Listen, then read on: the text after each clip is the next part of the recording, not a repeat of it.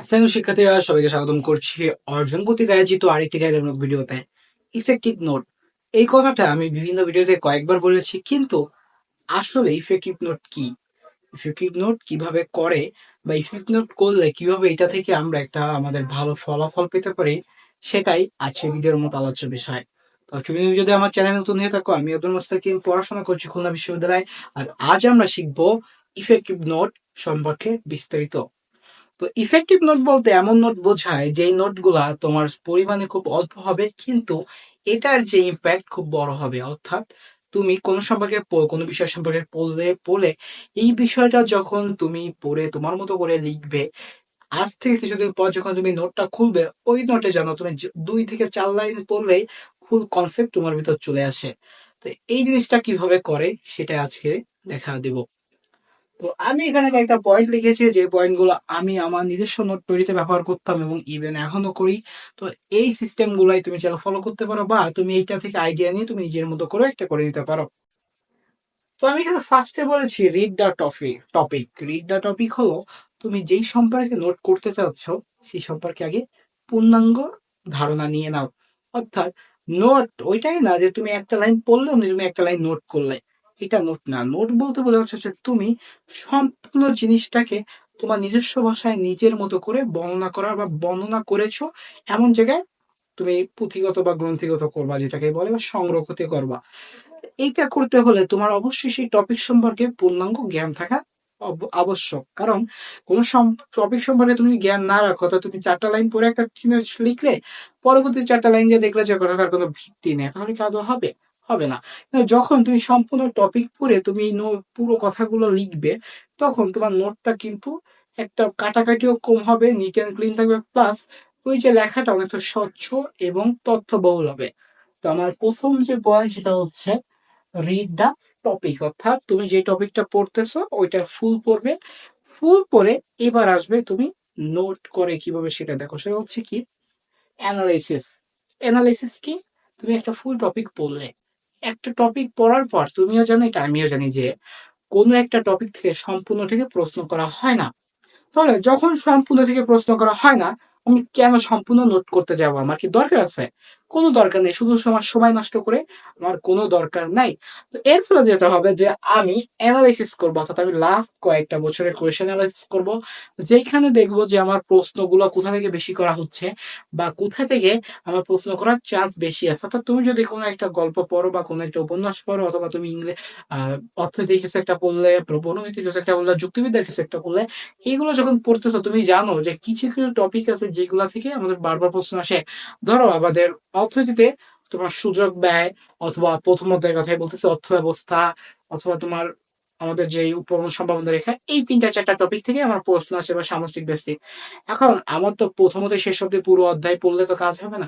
আমার এই যে টপিক গুলো আছে এইগুলাই একটু বেশি করে দেখে এখান থেকে আবার নোট করা শুরু করতে হবে। এরপরে যেটা বলছি সেটা হচ্ছে ফাইন্ড দ্য ইম্পোস্টার। ইম্পোস্টার বলতে তুমি ওই যে অতিরিক্ত কথাবার্তা এটা খুঁজে বের করবা। অর্থাৎ কোনটা, ওই যে কথাটা আলোচনা করা হয়েছে বইতে, কোনো একটা কথা বলতে গেলে তার পরিপ্রেক্ষিতে 3-4টা কথা বলা লাগে। এখন ওই 3-4টা কথা তো তুমি নোট করবে না। অর্থাৎ তুমি কোনো একটা সংজ্ঞা পড়লে, এই সংজ্ঞার বিপরীতে কোনো মনীষী আরো তার মতো করে একটা সংজ্ঞা দিচ্ছে, আর কেউ তার মতো করে এইখান থেকে এটা। এখন সব সংজ্ঞা তো আর তোমার সংজ্ঞা না। তুমি যেটা লিখবে পরীক্ষার ভাষায় যদি তোমাকে বলে যে সুযোগ ব্যয় কাকে বলে, এখন তুমি কি 5টা মনীষীর কথাই লিখবে? অবশ্যই লিখবে না, তুমি তো তোমার একটা লিখতে হবে। তো এই যে বাকি 4টা, এই 4টাকে আমি ইম্পোস্টার হিসেবে বলেছি। অর্থাৎ তুমি তোমার ভাষায় যেটা লিখবে ওটা লিখে বাকিগুলোকে বর্জন করতে হবে। আর বর্জন করার কায়দা কি, বর্জন করার সিস্টেমটা হচ্ছে তুমি যেটা লিখবে ওইটার ভিতরে যেন সবকিছুরই একটু একটু ছোঁয়া থাকে। অর্থাৎ তুমি সবগুলো পড়ে তোমার মতো করে একটা ব্যাখ্যা করে একটা সংজ্ঞা লিখবে, এটা সব থেকে বেস্ট হয়।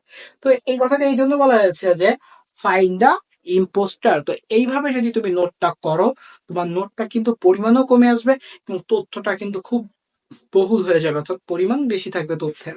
এরপর অ্যাডিশনাল ইনফো। এখন কিছু কিছু জিনিস আছে যে আমাদের বইতে পূর্ণাঙ্গ ধারণা দেওয়া নাই।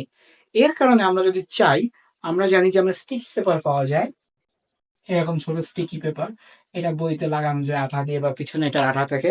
তো এই স্টিকি পেপার গুলো দিয়ে আমি ওই যে ছোট ছোট করে লিখে রাখতে পারি।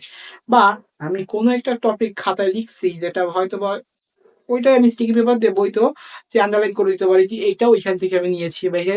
অর্থাৎ তোমার যে নোটগুলো এগুলো আইডেন্টিফাই করা থাকবে কোথা থেকে কি করেছো। এবং বইয়ের মাঝখানে যদি কোথাও কোনো কিছু হয়তো বা তোমার মনে হচ্ছে যে আমি এটা পড়ার সময় আটকে যেতে পারি বা আমার এটা বুঝতে হয়তো অসুবিধা হতে পারে, সেখানে তুমি একটা স্টিকি পেপার দিয়ে আটকে দিতে পারো। তাছাড়াও তুমি বইতেও লিখতে পারো, সমস্যা নেই, কারণ বইটা তো তোমার নিজস্ব। কিন্তু বইতে এমনভাবে লিখবা যাতে পরবর্তীতে যদি তুমি আবার যখন পড়তে যাও যেন তুমি জিনিসটা বুঝতে পারো। তো বইতে লিখেও তুমি পড়তে পারো, বিভিন্ন কালি কলমও ইউজ করতে পারো। অর্থাৎ যেটা বেশি ইম্পর্টেন্ট সেটা হয়তো বা লাল দিয়ে লিখলে, এটা কম ইম্পর্টেন্ট তার থেকে সেটা হয়তো অন্য কোনো কালার দিয়ে লিখলে, এটা এইভাবে অর্থাৎ কালিগুলো চেঞ্জ করেও কিন্তু তোমার ইম্পর্টেন্স তুমি করতে পারো। বা আরেকটা জিনিস আছে যে এই যে কলমগুলো এইগুলো তুমি ইউজ করতে পারো, এটাকে বলা হচ্ছে হাইলাইটার।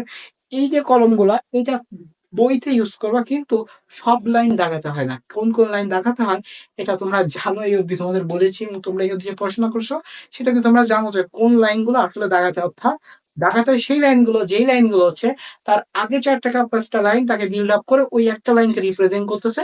আর ওইটা দাগালেই বাকি যে আগের 4টা বা বাকি পরের 2টা ওই লাইনগুলোর সম্পর্কে আমার ফুল আইডিয়া চলে আসবে। এরপরে এরা বলছে সেটা হচ্ছে স্মল বাট ইনফোফুল। স্মল বলতে ইনফোফুল এই কথাটা বলছি কেন, তুমি এইগুলো যখন করবা এরপরে তোমার শেষ বৈশিষ্ট্য হবে যে তুমি যে নোটগুলো করেছো তার পরিমাণ খুব, অর্থাৎ তুমি যদি একটা পার্ট লেখো যেটা সর্বোচ্চ 3 থেকে 4 পেজ, এইটার নোট তোমার সর্বোচ্চ 1 থেকে 2 পেজ হতে পারে। এটার নোট যদি তোমার এখন সায়েন্সের আলাদা, সায়েন্সের কথা সেটা তাদের ওদের বিভিন্ন ইকুয়েশন আছে। এখন এটার নোট যদি তোমার 8 থেকে 10 পেজ হয় তাহলে তো এটা কি তথ্য বহুলতা দেখতে হবে, এখানে আদৌ কি কি সম্পর্ক কি আছে কি নাই তাও তো আমরা সঠিক জানি না। কিন্তু তোমার যদি 1 থেকে 2 পেজের কোনো কিছু হয় তুমি সর্বোচ্চ 2 থেকে 2.5 পেজ বা 3 পেজের নোট করতে পারো। সেটা কিভাবে, তুমি ওই যে অন্যান্য তথ্য প্রশ্ন টশ্ন পড়েছো এখান থেকে যদি কিছু কিছু ইনফরমেশন আসে তুমি এখানে দিতে পারো। এইভাবে যদি তুমি করো তোমার নোটটা ইফেক্টিভ হবে এবং এই নোটটা পরীক্ষার আগে পড়তে পারলে তোমার পরীক্ষার শেষ টাইমের যে প্রস্তুতি এটা খুব সুন্দর হবে। আর এতদিন যাবত ইফেক্টিভ ইফেক্টিভ নোট করতাম, এইভাবে ইফেক্টিভ নোট করে আর তোমরা যদি কোনোভাবে করো সেটা হচ্ছে থাকতে পারে, কিন্তু এই যে মেথডটা এটা তোমরা ইউজ করতে পারো। তো এই ছিল আজকের ভিডিওটি কেমন লেগেছে সেটা অবশ্যই জানাবা। আর এছাড়া আরো কি টিপস এন্ড ট্রিক্স চাও সেটাও জানাতে ভুলবা না। তো দেখা হচ্ছে সেই পরের ভিডিওতে, যদি পড়তে থাকো পড়াশোনার সাথে থাকো, ভালো থাকো সুস্থ থাকো, আসসালামু আলাইকুম।